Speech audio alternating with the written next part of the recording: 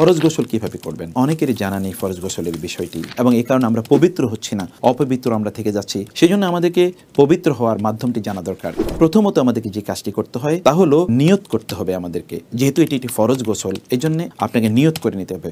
অতঃপর আপনি বিসমিল্লাহ বলে আপনার দুহাত কবজি পর্যন্ত আপনি ধুয়ে নেবেন।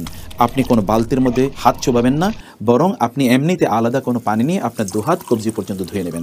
অতঃপর বাম হাত দিয়ে আপনার লজ্জাস্থান খুব ভালো করে আপনি সাবান দিয়ে ধুয়ে নেবেন, এবং যত জায়গায় অপবিত্রতা লেগে আছে সবগুলো জায়গায় ভালো করে ধুয়ে নেবেন। তারপর আপনি অজু করবেন, যে অজু আপনার করা দরকার সলাতের জন্য, এবং এই ক্ষেত্রে নাক এবং আপনার গলার ভিতরে পানি দেওয়া, অর্থাৎ আপনার কুলি করা, এই দুটো জিনিস আপনাকে নিশ্চিত করতে হবে। তারপর আপনি কোষ বন্দি করে 3 বার পানি মাথায় দেবেন, এবং চুলের প্রতিটি গোড়ায় যেন পানি ঢুকে যায় এটি আপনি নিশ্চিত করবেন। তারপর 3 বার পানি দেবেন আপনার ডান দিক থেকে, এবং আপনার বাম দিকে আপনার 3 বার পানি দেবেন। এভাবে গোটা শরীরটি ধৌত করে সর্বশেষে আপনার পাটি আপনি ধুয়ে নেবেন। এর মাধ্যমে আপনার ফরজ গোসল সম্পাদিত হয়ে যাবে ইনশাআল্লাহ।